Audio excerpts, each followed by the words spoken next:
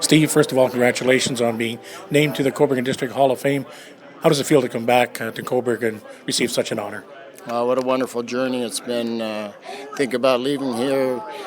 I was 17 years old. Here I am back in town. Really thrilled to be here. It's quite an honor. I'm just totally humbled by the whole experience, and I look forward to standing there with the rest of the inductees tonight.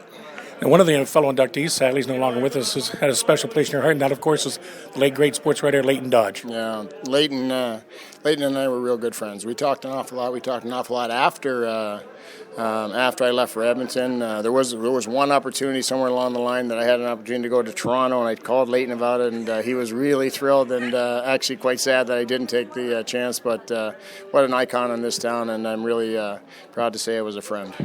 What are your memories of growing up here as an athlete, heading into your hockey career? Well, it was just something that I just went out and did on a daily basis. I loved to do it. I never planned to play hockey further. I didn't plan anything. I just kind of jumped on the ice every single day. It was, back when there was rinks for 4 or 5 months a year, and if I wasn't playing on a rink, I was playing road hockey or some other sport. So it was just kind of having fun, enjoying what I did well, and got very fortunate when it was all said and done. Compare that time to what it's like for kids nowadays. Well, I think things are clearly a lot more structured now than ever, right? We have 5 children, and we're a consistent taxi service, taking them from one sporting event to the other, and lessons and all the various other opportunities that they get to play sports. But for us, it was literally in the backyard. It was unsupervised, and it was strictly for fun. Let's take a look at the National Hockey League playoffs. Needless to say, wild, wacky, and insane, and all of the above. Well, as soon as all the big guns went out in the first round, it was anybody's game, and it was really fun to watch St. Louis play the way that they did. What a great job Craig Berube did with that hockey club, and to be in last place in January and end up winning the Stanley Cup is something else. But the whole thing was fun because it really seemed like so many teams had a chance. You had to be impressed by the fact that defense played a solid part. Those Bouwmeester, Edmundston, and Pietrangelo and Bortuzzo. Well, they did a good job. Just their system overall was pretty incredible. Their system was, they really did a good job of buckling down, and that Biddington came in and he did a good job based upon his age, but I will tell you the structure really helped him because that team really buckled down when it came to it. Now, you just came back from the draft. The Buffalo Sabres had picked up Dylan Cousins and Ryan Johnson. Your thoughts on those 2 draft picks?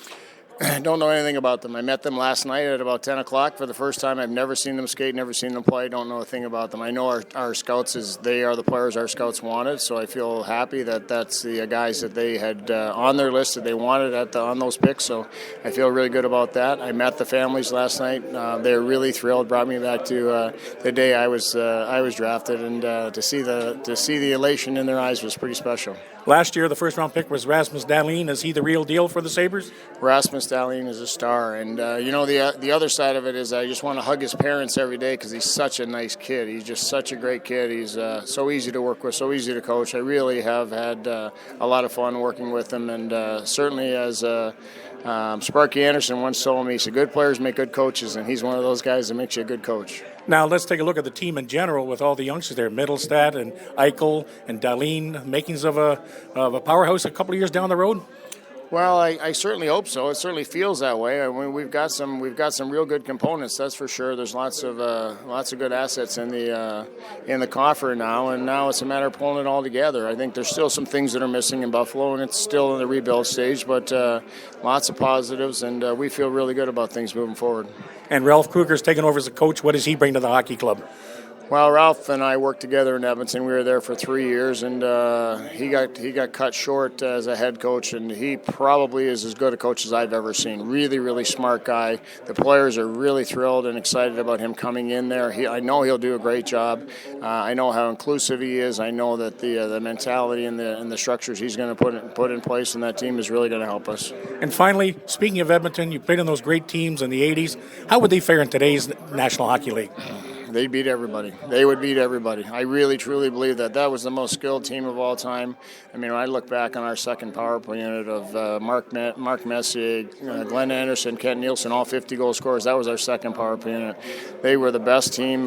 Clearly, they wouldn't be together in today's era with the salary cap, but that group of players was pretty special. And not only special as players, but special as human beings, too. They were a tight-knit group. They looked out for each other. They're a real family, and that mentality today would go a long, long way. Well, Steve, all the best in your future endeavors with the Buffalo Sabres, and congratulations on being named to the Cobourg District Sports Hall of Fame. All right, thank you.